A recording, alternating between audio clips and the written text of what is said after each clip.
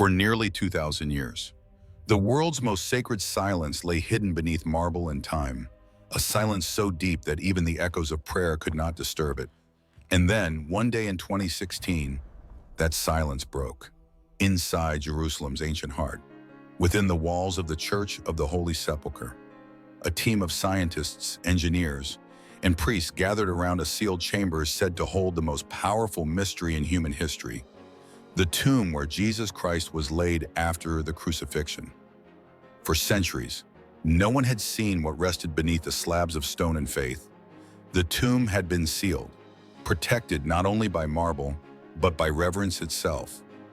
Yet that year, for the first time in nearly 2 millennia, the stone covering was lifted, and what they found inside didn't just touch the field of archaeology, it touched eternity.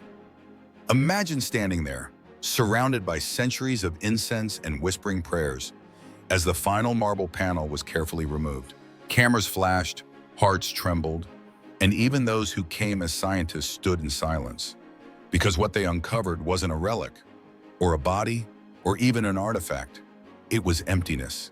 And that emptiness spoke louder than anything else in history. The world had been searching for proof, for something tangible to explain faith. But the tomb of Jesus offered something different. It didn't confirm what we could see. It revealed what we were meant to believe. This moment, the opening of Christ's tomb after 2,000 years, became more than a restoration project. It became a spiritual mirror for every believer who has ever doubted, and for every skeptic who has ever wondered. The empty tomb asks the same quiet, possible question. If the body of Christ is not here, then where is he? That question has traveled across generations, from the frightened disciples who ran to the tomb that morning, to the archaeologists and priests who gathered around it in our time, each of them looking for answers, and finding instead a message that transcends stone and science. He is not here. He is risen. But what does that mean for us? A world that measures truth in data and evidence, not miracles? What does an empty tomb say to a planet filled with grief, doubt, and fear? Perhaps it tells us that some things can't be proven because they were never meant to stay buried. As we open the story together, we'll return to the place where death met its match and discover why that single silent chamber in Jerusalem continues to move the hearts of millions. Because maybe the greatest evidence of resurrection isn't what was found inside the tomb, but what has happened ever since it was empty. The story begins in the narrow alleys of Jerusalem's old city, where light filters through ancient arches and the scent of incense mingles with dust. Pilgrims from every corner of the world press their hands against the cool stones, whispering prayers passed down through generations. At the heart of this sacred maze stands the Church of the Holy Sepulchre, a place unlike any other, believed to contain both Golgotha, the hill of crucifixion, and the tomb where Christ's body was laid to rest. Built nearly 17 centuries ago under the orders of Emperor Constantine the Great, the church rose from the vision of his mother, Queen Helena. Her mission was to trace the sacred geography of the Gospels, to find the places where the story of salvation had unfolded in blood, love, and light. Tradition says that she succeeded, beneath layers of rubble, persecution, and forgotten temples. She uncovered the sites that would become the heart of Christian memory. Through wars, fires, and empires, the church endured, scarred, rebuilt, yet never erased. But beneath it all, one small chamber remained untouched, the tomb of Jesus. Hidden under marble slabs, it was sealed not just by stone, but by centuries of awe. Then, in 2016, after decades of negotiations among rival Christian custodians, a rare unity was reached. A team of archaeologists, engineers, and clergy began the delicate restoration of the edicule, the small shrine enclosing the burial site. Their goal was simple: preserve it for future generations. But what awaited them was far greater than preservation. As they carefully lifted the marble layers that had protected the tomb for nearly 2,000 years, they expected to find only structure and dust. Instead, they found a rock-hewn bed carved directly into ancient limestone, the original burial surface described in the Gospels. No relics, no human remains, no treasures, just the raw stone where faith and history collided. One of the scientists, who had entered the site expecting to document a historical artifact, later confessed that he could hardly breathe. He said, "I came here as an archaeologist, but I left as a believer, because in that hollow chamber, surrounded by instruments and sensors, the realization hit everyone present. The story of the resurrection wasn't just something people believed for centuries. It was something they were standing in the evidence of." The Gospel of Matthew records that after Jesus' death, Joseph of Arimathea laid his body in a new tomb carved out of rock and sealed it with a great stone. Roman guards were placed at the entrance to ensure no one could move it. But 3 days later, everything changed. The stone was rolled away. The tomb was empty. To the Roman soldiers, it was a mystery. To the women who came at dawn, it was a miracle. To the world, it was the beginning of hope. And here, in the 21st century, as archaeologists uncovered that same slab, the echo of that morning seemed to rise again, a reminder that the same empty space that once startled the disciples still whispers today, "He is not here, he is risen."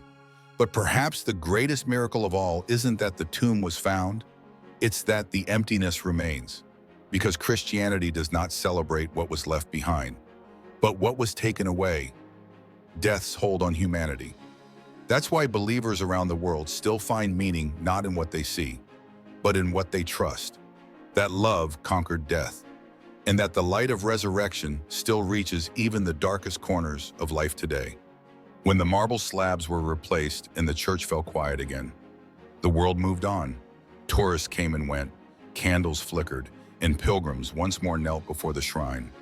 But for those who had seen inside that ancient chamber, something had changed forever. They had looked into a place where time and eternity met, and found that the silence of stone could still speak. For centuries, theologians and skeptics alike have debated the meaning of the empty tomb. Was it history or legend, faith or illusion? But every time humanity tries to explain it away, the question rises again, not as an argument, but as an invitation. What if it's true? What if death was never meant to have the last word? That's the heart of Christianity. The message of the resurrection is not locked inside Jerusalem's walls. It is alive wherever faith is found. In hospital rooms where prayers whisper through tears. In prison cells where forgiveness is discovered. In homes where hope feels impossible. The empty tomb is not a monument to loss. It is a promise of life. When the Apostle Paul wrote, "Where, O death, is your victory? Where, O death, is your sting?" He wasn't speaking metaphorically. He was declaring that in Christ, death had been stripped of its power. That's why, 2,000 years later, every Easter sunrise still carries the same message the angel spoke. He is not here, he is risen. But that ancient truth is more than a historical claim. It's a personal challenge. If the tomb is empty, then faith is not a museum. It's a movement. It calls each of us to live differently, to forgive deeper, to love stronger, to walk through our own darkness believing that light waits on the other side. Because the same God who rolled the stone away still moves stones today. Stones of fear, guilt, and despair. Maybe the real miracle isn't that the tomb was open once in Jerusalem, but that it keeps opening in the hearts of people who believe. Think about it. No empire, no government, no ideology has ever managed to bury this story. From catacombs to cathedrals, from whispered prayers to digital screens. The message keeps spreading, not by force, but by love. And that love began with an empty space. Today, thousands of pilgrims still walk through the narrow corridors of the Holy Sepulchre. Some weep, some kneel, some simply stand in silence. Yet even those who never traveled to Jerusalem can still encounter that same holy silence.